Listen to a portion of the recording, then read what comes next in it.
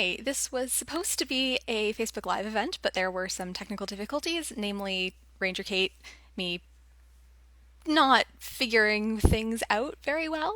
But we're just going to do it this way. So, welcome to the long and the short of it, Rangers After Dark. One of the goals of this series is to tell the stories that we hear. I'm going to take my glasses off. Tell the stories that we don't ordinarily get a chance to tell on a normal tour of the house. And on our normal tours of the house, we say, oh, Henry and Fanny met in Switzerland in 1836, and then they got married in 1843.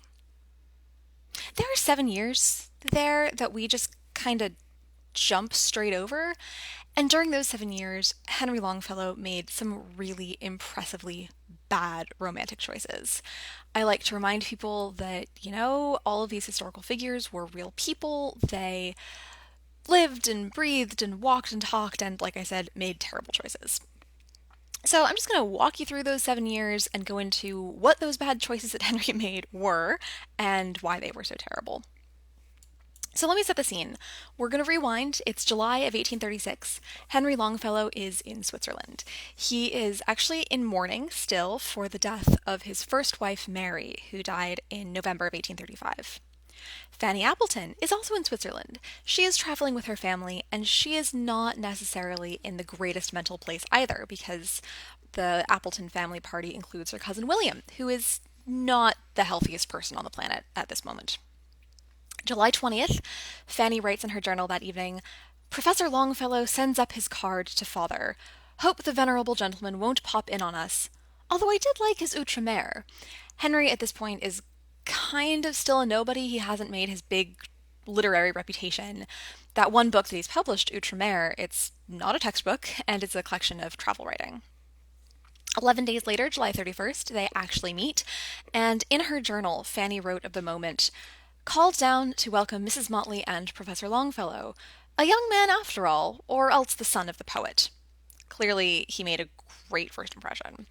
But they spend the next 2 weeks together, kind of exploring the area of Switzerland that they're in. They're talking, they're translating German poetry into English. Henry wrote in his journal at one point, I translated Uhland's ballad, The Castle by the Sea, with the assistance of F.A., who was scribe and made some of the best lines.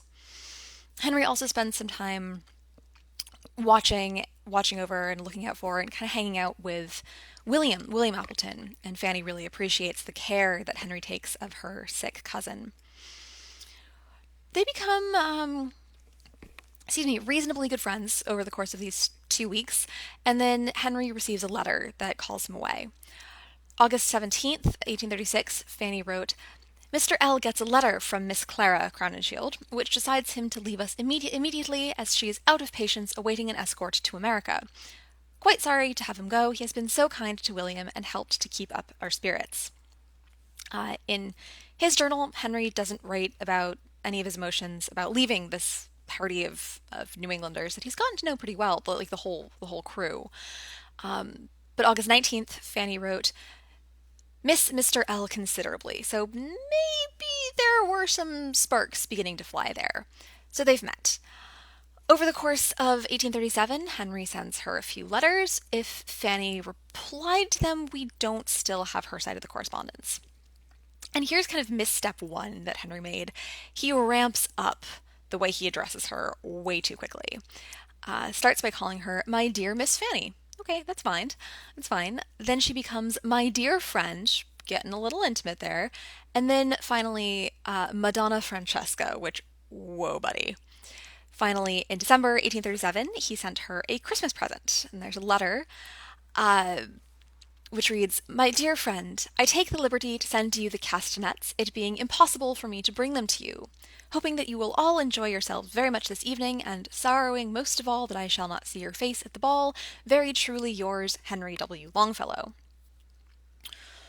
So, like I said, he was kind of ramping up the intensity too fast for her over the course of that year. We don't have Fanny's response to that December 14th letter, but based on the way that Henry was writing to one of his best friends, George Washington Greene, in January 1838, it was not good. I quote from, again, this is a letter to George Washington Green. God knows I have no merriment in my life. A leaden melancholy hangs over me, and from this I pass at times into feverish excitement bordering on madness, which confines me to my chamber for weeks. Witness last summer, witness the present moment. My friends here think nothing of it. They say, "Oh, you look very well." Alas! They know not what soul sickness is. And I have come to the conclusion that there is very little sympathy in the world for mental suffering. A wounded hand excites more commiseration than a wounded soul. The truth is this: my nature craves sympathy, not friendship, but of love. This want of my nature is unsatisfied, and the love of some good being is as necessary to my existence as the air I breathe. To tell you the whole truth, I saw in Switzerland and travelled with a fair lady, whom I now love passionately. Strange will this sound to your ears, and have loved ever since I knew her. A glorious and beautiful being, young, and woman not of talent, but of genius. Indeed, a most rare, sweet woman, whose name is Fanny Appleton. You saw her at Greenough's studio. You cannot have forgotten her. Tall, with a pale face. Well, that pale face is my fate. Horrible fate it is, too, for she lends no favourable ear to my passion, and for my love gives me only friendship. Good friends we are, but she says she loves me not, and I have vowed to win her affection. Ah, my friend, you know not how this is interwoven into my soul. I think that among all my friends you are the only one who can understand me or appreciate me in this point. I shall win this lady, or I shall die. I feel this to be true. I am no longer a boy. All feelings, and this most of all, have become earnest to me. This is not wilfulness. I cannot overcome the passion. I cannot change my nature. Ah, few know the force of good passions and good souls. And yes, believe it or not, that was written by a 30-year-old and not a 15-year-old. Let's just take a moment to appreciate that. Henry and Fanny seem, based on the correspondence that exists, to have met a couple times over the course of 1838, but things were pretty chilly between the two. May 19th, 1838, Henry wrote, "Well, I took a turn with F.A. She was as cool as an east wind. Left her at her father's door, being obliged to decline her invitation to tea, which, to tell the truth, seemed to me to be given reluctantly." So, at this point, I think it's safe to say that Fanny is not having any of this. And it's not so much that Henry is carrying a torch for her as carrying, like, a bonfire for her.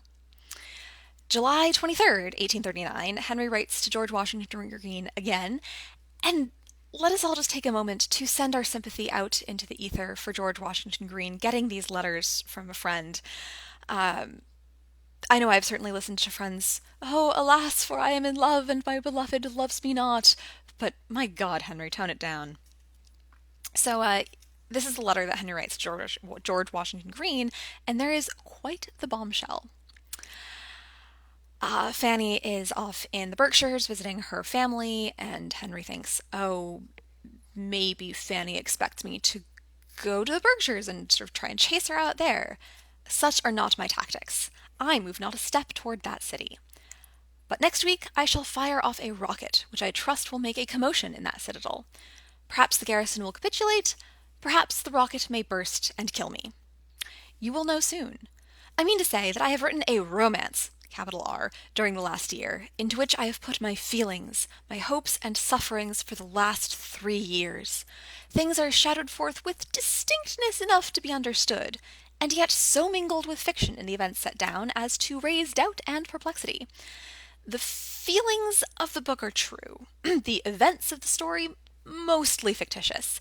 The heroine, of course, bears a resemblance to the lady, without being an exact portrait, so the reader will say, "It is!" No, it is not. And yet it must be. Don't misunderstand me. There is no betrayal of confidence, no real scenes described, and the lady so painted, unless I much deceive myself, as to make her fall in love with her own sweet image in the book. Now, I hardly need tell you that I look forward with intense interest to next week.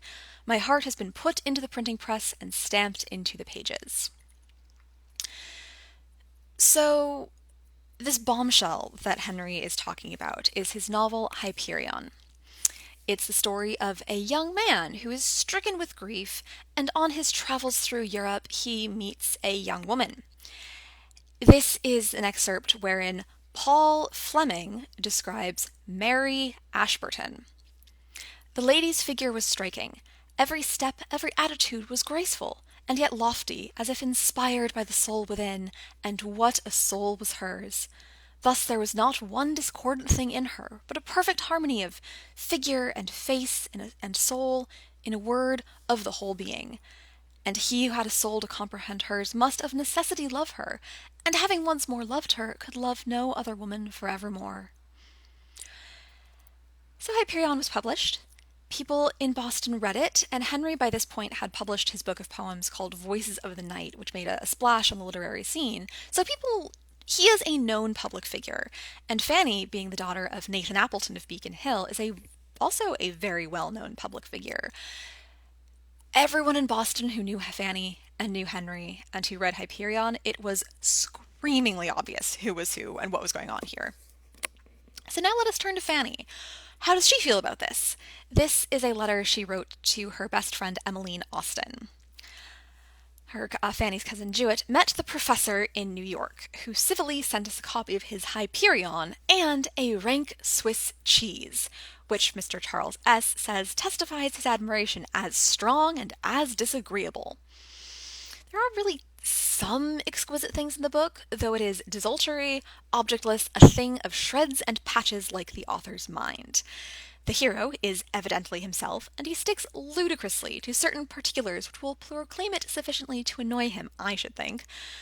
The heroine is wooed, like some persons I know have been, by the reading of German ballads in her unwilling ears, and the result is equally natural in both cases. The adventures have not the same zest of novelty to us as to other people, as we have had the misfortune to have been behind the scenes and seen the decorations without the advantages of footlights. Many of his old ideas and old lectures, etc., have been fused into these graceful chapters, which is fair enough. A pity they should achieve their destiny solely by enlightening the dull brains of college boys or scornful maidens. Henry, buddy, let me be clear here. Writing Hyperion was not in and of itself a bad idea. Henry had a lot of feelings in the mid-1830s. He needed to process and release them. Art therapy is a thing for a reason. Publishing Hyperion, though? Holy cats, buddy, why? Write it, get it out, and then stick it in a drawer and never look at it again. So that, publishing Hyperion, the first misstep. The second misstep was sending a copy to Fanny. You know she's not into you at this point. Why on this good green earth did you drop this in her lap? In some circles on the internet, I've seen this maneuver referred to as dropping a feelings bomb or sending someone a piece of feelings mail, and it's generally agreed to be a spectacularly bad idea. So things were very, very cool between Henry and Fanny for the next couple years, as you can probably imagine. He is teaching at Harvard at this point. He writes another couple books of poetry. She mostly is just kind of living her life and not thinking about him very much, but there are some changes that happen in her life. Her father remarries, and the Appleton household just kind of shifts, such there's not really a place for her anymore. Or there's not a comfortable, obvious place for her anymore. And then in 1843, that spring, they meet again. They sort of happen to run into each other at a party. And the aggravating thing about history and biography is that we only have a record of what was written down. So they had some sort of conversation. I like to imagine them, kind of sitting in a window seat tucked behind the curtain. We've got soft strings and like flute playing in the background. But we don't know actually what was said. Hopefully he apologized for writing Hyperion and publishing it and sending her the copy. Also, what was with the cheese? That is the most mysterious part of all this for me, is why on earth did he think sending her A Swiss cheese was a good idea. I, I, I don't know. If I ever get a Ouija board and get in touch with Henry himself, that's one of the first questions I'm going to ask him. But like I said, something happens at this party and she warms up to him and he sort of feels it out again, and long story short, he proposes, she accepts, boom, they get married July 1843. They were extremely happy together. Like the 18 years they were married were just they were a very great match, very, very happy. Six children, five of whom survived to adulthood. Uh, so I guess the moral of the story maybe is if you heck up like that, if you do drop a massive piece of feelings mail in the lap of your beloved, take some time off. Leave the ball in their court. Don't engage with them for a couple years. Sort of let the sting of that die away. Uh, and it so write out your feelings. Don't publish them. Don't send them to your beloved. If you do, wait a couple years before talking to them again. Uh, so I guess the sort of dialogic question that we always like to include at the end of our programs is, what's the worst romantic blunder that you've ever made over the course of your life? And were you able to recover from it with that same person? Let us know. Again, I apologize for the technical hiccups, such that this was not actually a live event, but I'm gonna get this video tossed up on Facebook and hopefully folks enjoy it. Ranger Kate signing off. See you next time for Poem of the Week, or tune in 2 weeks. I think there's another Rangers After Dark on the calendar. See you later. Bye.